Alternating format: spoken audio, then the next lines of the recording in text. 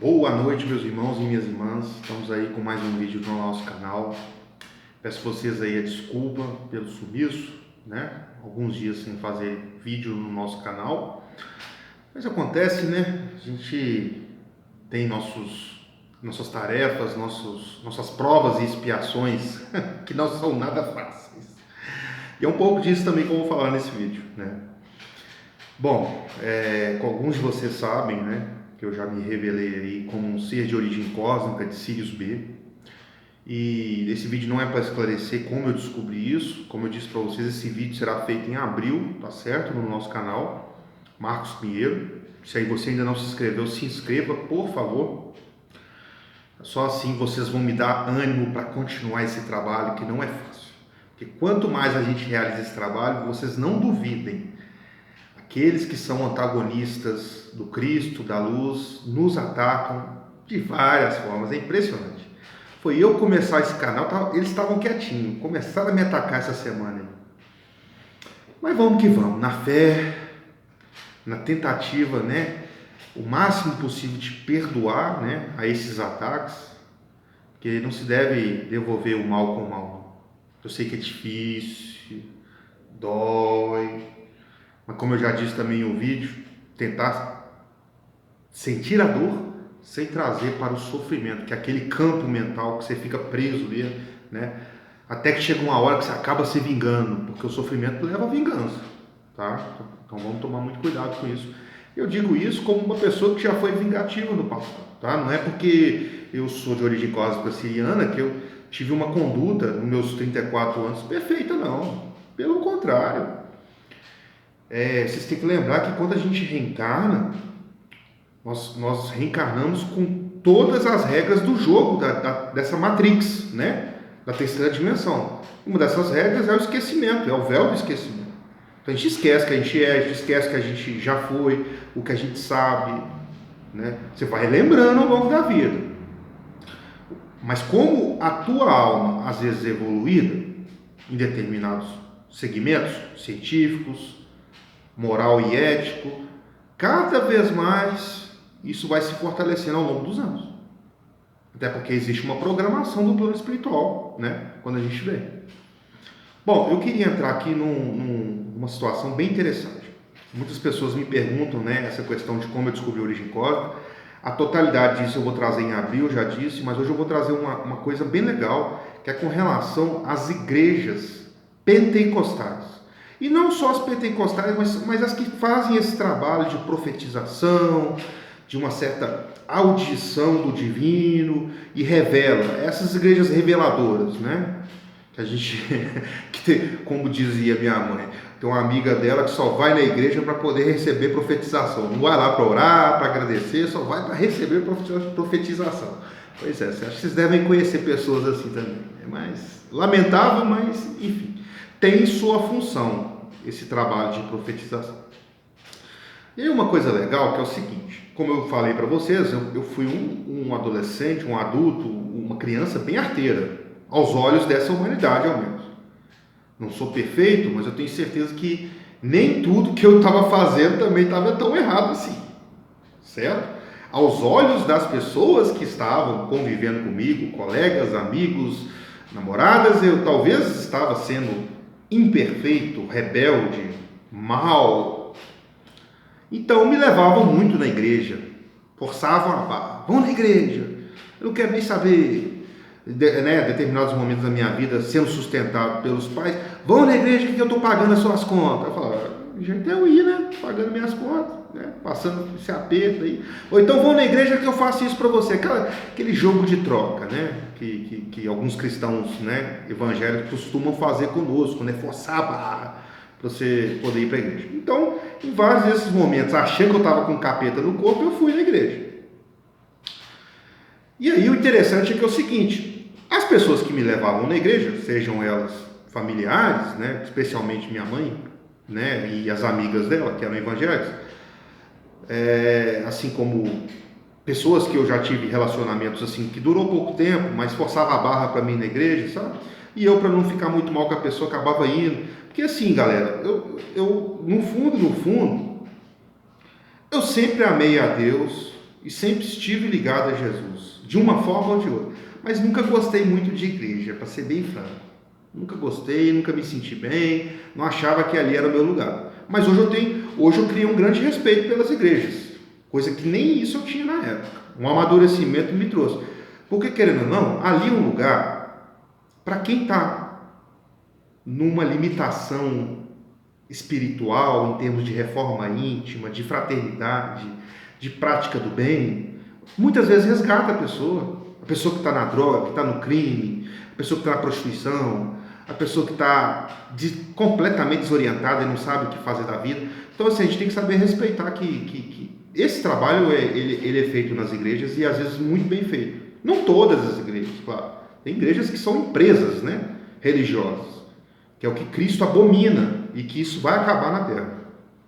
E ai desses que continuarem tratando Deus como empresa religiosa. Ai desses. O aviso está sendo dado, e não só por mim, mas por tantos outros. Pois bem, dito isto, chegando na igreja, né, as pessoas esperavam que eu caísse no chão, demonstrasse ali qualquer tipo de fenômeno onde o diabo se manifestasse. No entanto, eu não caía, o pastor tentava jogar, e por fim, parece que esse pastor começava, né, esses pastores que são mais da pentecostal, que tem essa questão, que são, na verdade, videntes, mediúnicos e não sabem. Porque ou eles são intuídos pela espiritualidade naquele momento, ou escutam mesmo. Em alguns casos eles escutam. E aí te dá uma revelação, fala alguma coisa. A partir do momento que eu não caía, os familiares ficavam assim, mas era para cair, cara. Esse menino é doido, só faz merda. Era para ele estar caindo, igual todo mundo está caindo ali. Ó. Por que o diabo não manifestou nele? Né? Imagino eu que as pessoas pensavam nisso, né? Só que aí, ao invés do diabo se manifestar, acontecia o seguinte: esses pastores sempre falavam a mesma coisa. Mas eu não dava a mínima pro recado deles na época. Hoje eu fico pensando nesse recado, refletindo, sabe? E aí quando eu faço esse trabalho com vocês no YouTube, eu fico falando, será que era um pouco isso que a espiritualidade queria de mim naquela época? Isso eu estou falando de muitos anos, né? Quando falava comigo o seguinte: você, como os apóstolos, será um pescador, um salvador de almas. Você tem um espírito muito lindo, só ainda não sabe. E por isso comete tantos erros. Mas quando você souber, nada vai te segurar.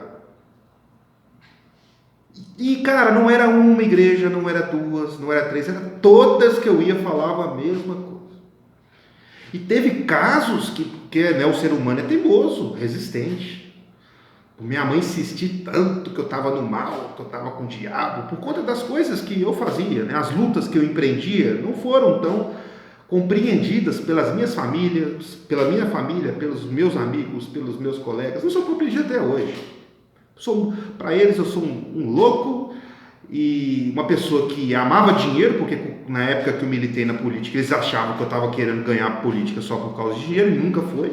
Minha proposta era revolucionar a partir daquela tarefa que eu me dispus a tentar fazê-la, que era o poder legislativo, né? Que é fiscalizar o poder executivo, reformular leis, colocar as coisas em ordem, a bagunça em ordem, do ponto de vista da manutenção do poder executivo. Pois bem, eu não estou falando de política aqui, né? Só estou esclarecendo que muitas das minhas ações foram vistas com maus olhos, né? Então, nem tudo que eu fiz também foi perfeito. Tem coisa que eu olho e falo, pô, eu errei, sabe? Até às vezes que eu fui arrogante por conta do meu ponto de vista, muitas vezes radical. Então é uma coisa que eu tenho que trabalhar em mim, a questão da radicalidade. Eu confesso, assumo, não tem problema, cara. Cara, eu acho que assim, quem tem muito problema em assumir erro, tome cuidado. Porque as sombras podem até conviver com você até o término dessa vida, mas quando você desencarnar, você vai sofrer. Quem morrer com sombra vai sofrer. Porque nós estamos aqui para limpar as sombras, e só se limpa a sombra com a verdade, Conhecereis a verdade vos libertará. Está na Bíblia, Jesus disse. E eu não conheço nenhuma teoria que desminta essa frase de Jesus, porque tem várias coisas na Bíblia, né, que algumas pessoas vêm falar, isso não é bem, foi mal interpretado, isso não é assim que funciona, mas o conhecereis a verdade vos libertará. Não tem igreja, não tem espiritismo, não tem nenhum tipo de corrente da Umbanda que vai contra. É como se fosse uma frase assim, de verdade absoluta. Porque não tem nenhuma corrente que desmente essa frase, ou que tenta reinterpretar ela. Conhecereis a verdade vos libertará. Seja sincero em todos os sentidos, conheça a verdade do ponto de vista do conhecimento, seja sincero, caminhe na verdade, e esse caminhar na verdade vai libertá-lo. Então, galera, eu vim falar dessa questão das igrejas pentecostais, porque muitas vezes as pessoas ficam me perguntando como que eu descobri que sou siriano. Não foi por causa disso, claro. Mas isso foi indício para quando eu juntei o quebra-cabeça, é um quebra-cabeça. Nessa época eu nem sabia da existência de ETs. Mas eu fui lembrando de coisas que aconteceram lá, lembrando, e misturei com as coisas que aconteceram no ano de 2021, foi um ano de muitas revelações para mim. Aí a coisa encaixou. E por que por mais que o mal tente me atacar de forma direta, obsediação é mais difícil? Porque os emissários, não é que vocês não tenham proteção, todo mundo tem proteção, mas os emissários têm proteção um pouco mais pesada, vamos dizer assim, direta da frota, vamos colocar assim, da frota prateada, no meu caso. Porque se a gente não tiver, galera, a gente morre facilmente. E aí não cumpre nem 1/10 da missão que a gente vem cumprir aqui. Se não tiver um pouquinho de proteção um pouco mais reforçada, é que nem aí, vamos pensar no mundo material, né? O presidente da República, se não tiver uma segurança um pouco reforçada, o que vai acontecer? A oposição pega uma calibre aí e mata o presidente no outro dia. Então tem que ter, né, uma segurança um pouco mais reforçada do que o cidadão comum. Não é questão de ser especial ou menos especial. É questão do que vai ser lidado. Porque vocês têm que lembrar que um ser como eu, como outros que estão por aí, não é só eu, tá? Tem milhões no mundo inteiro, tá? Seres que vêm de Sírios, que vêm de Arcturus, que vêm de Betelgeuse, que vêm de Sirijá, inclusive, que vêm de Alcyon, que vêm de, enfim, lugares que eu nem conheço, né? Estão aqui para ajudar, os emissários, tá? Tem seres de Marte, de Vênus, que está aqui pertinho. Então, se não tiver uma proteção a esses seres, são degladiados na hora, porque os antagonistas, quando eu falo os antagonistas, os seres reptilianos, draconianos, magos negros, que estão tudo lá no umbral grosso, e são seres poderosos, não desacreditem das artimanhas deles. São muito poderosos. Eles ainda têm o controle sobre a Terra, apesar de que quem manda mesmo é a luz. Mas quando eu falo eles têm o controle, eles ainda têm permissão de fazer as inúmeras maldades que fazem na Terra. Por enquanto, isso está mudando, né? Graças à transição planetária. Então, esses seres, quando a gente reencarna aqui, eles não são como vocês, que estão vendo a gente como humano, de carne e osso. Eles estão vendo o nosso espírito. Então, é reencarnar aqui e querer atacar. Foi o caso, a mesma coisa aconteceu com Jesus Cristo. Peguem lá a história lá na Bíblia para você ver. Quando Jesus reencarnou, foi reencarnar e esses seres, no ouvido de Herodes, aquela confusão toda, manda matar as crianças todas. Jesus teve que se esconder por anos, aquela coisa toda, teve que dar uma camuflada, porque esses seres não sabiam exatamente o que diabos era aquela criança.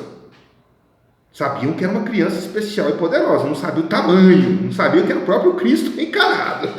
Foram descobrir isso bem mais tarde, mas sabiam que era um perigo.